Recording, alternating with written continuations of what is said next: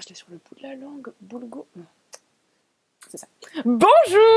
Aujourd'hui, je ne te donnerai que 2 conseils. Bon, en même temps, c'est pas comme si j'avais fait suffisamment d'épisodes des conseils en vrac pour dire qu'on avait vraiment pris l'habitude qu'il y ait 3 conseils. J'en donnerai parfois 3, parfois 2, parfois 4, parfois 875. Oui, j'ai dit 70. Enfin bref, ce format me sert à donner tous les conseils qui suffisent pas à faire une vidéo complète sur un seul conseil, mais que je trouve quand même utile et bon à donner. Conseil numéro 1. Quand tu t'apprêtes à faire une série en lourd, peut-être ta série la plus lourde, enfin, quand tu t'apprêtes à faire un truc qui va te demander de mettre toute la force dont tu es capable, et j'espère bien que ça t'arrive parce que je te rappelle que tes résultats sont entièrement proportionnels à l'effort que tu fournis, et ben ça peut t'aider d'avoir un petit coup de boost. On dirait que je suis en train de préparer le terrain pour te parler d'un nouveau produit miracle que je vais essayer de te vendre, du dernier dopage à la mode, ou les deux. Je te rassure, rien de tout ça. Mon astuce c'est 100% bio, commerce équitable, vegan, sans pesticides et sans sucre ajouté. Ce que je te conseille, c'est une bonne claque dans ta gueule. Et il me croit pas.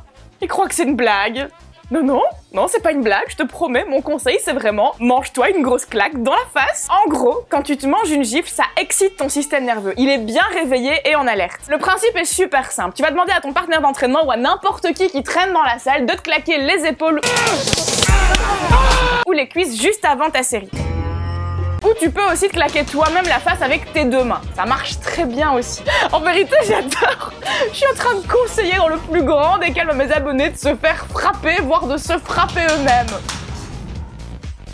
J'adore YouTube. Dès que tu t'es mangé là où les claques, bim, t'enchaînes direct sur ta série.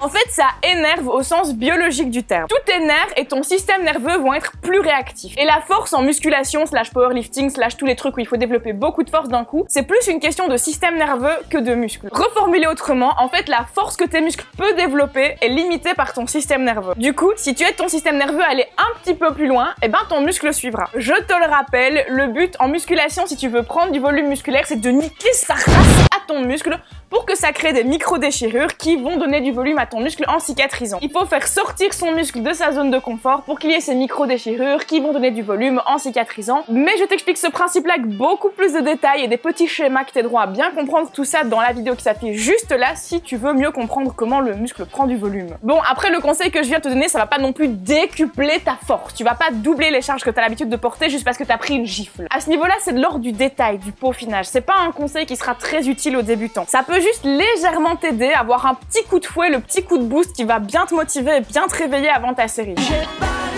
Bien sûr, comme dans tout, on n'est pas tous égaux face au système nerveux. En parlant autour de moi, j'ai rencontré des gens qui disaient que ça les aidait pas du tout et d'autres qui disaient que ça les aidait à fond. Moi, ça m'aide un max. Je serais assez curieuse de savoir dans les commentaires si beaucoup d'entre vous l'ont déjà testé et si c'est le cas, si ça a marché pour vous ou pas. Le ressenti que vous en avez eu, enfin voilà, fais-moi ton petit débriefing de comment j'ai vécu ma claque dans la gueule. Conseil numéro 2. Ce conseil-ci va concerner tout le monde, même les plus débutants d'entre vous. Il va sembler évident pour tous ceux pour qui c'est déjà une habitude, mais pour l'avoir constaté dans mon entourage, c'est vraiment pas une évidence pour tout le monde. Après être allé à la salle, que ce soit pour un cardio, de la muscu, du crossfit ou juste pour un selfie pour faire semblant que tu t'es entraîné, quand tu rentres chez toi, rince-toi le visage. Le visage. Déjà parce que normalement, t'as déjà bien transpiré ta race en t'entraînant et que la transpiration séchée, ça favorise l'apparition des boutons. Autant je dis que les critères de beauté, c'est caca et qu'il existe autant de formes de beauté qu'il existe d'humains sur Terre, autant je ne connais pas grand monde qui fait le choix volontaire d'avoir des boutons pour se trouver plus joli. Je me trompe peut-être, hein, je ne sais pas. Le sport aide beaucoup à avoir une peau sans boutons, donc ce serait assez dommage de gâcher ça en oubliant simplement de se rincer le visage une fois que t'as fini ton sport. Peut-être bien qu'un jour je ferai une vidéo sur le rapport entre le sport et la peau, je ne sais pas.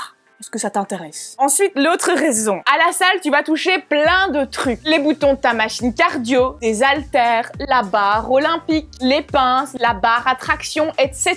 Et ces trucs, eh ben, il y a un tas de gens qui les ont touchés avant toi. Dans le pire des cas, quelqu'un qui sera passé là avant toi, il aura laissé une bactérie dégueulasse qui va te faire des plaques croûteuses sur le visage. Tes mains, ne me fais pas croire qu'elles ne touchent jamais ton visage. Que ce soit pour remettre une mèche derrière ton oreille, pour essuyer de la sueur sur ton front, pour enlever un truc que t'as dans l'œil ou pour te moucher, tes mains et ton visage se font beaucoup de bisous pendant toute la journée. Et dans le meilleur des cas, dans 100% des cas, au moins une personne se sera touché la bite avant d'utiliser le matériel que tu es en train d'utiliser. Il faut arrêter de penser que tout le monde se lave les mains après être allé aux toilettes et qu'aucun mec ne se gratte les parties parti en scred à la salle. Je vous vois. Oui, c'est toi que je vise, Bernard. Donc, à moins que tu n'aimes avoir des bactéries de bites d'inconnus sur le visage, rince-toi la face à chaque fois que tu as fini de t'entraîner. En fait, je vois même pas pourquoi je me censure quand je parle de bites. Sur YouTube, on a le droit de parler de zigugui. C'est les organes génitaux féminins qui sont interdits. Bah, c'est sale.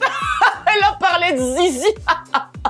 Ça passe, tu peux. C'était l'instant youtubeuse engagée. Et c'est sur ces belles paroles que se termine cet épisode. Rendez-vous pour le prochain épisode pour d'autres conseils complètement dingos. Ce serait super sympa si tu pensais à liker la vidéo. Tu peux aussi la partager, ce serait encore plus sympa. Si t'as des choses à dire, l'espace commentaire est là pour ça, n'hésite surtout pas. Tu serais une personne formidable si tu pensais à t'abonner. Et moi, d'ici au prochain épisode, je te fais des gros poutous.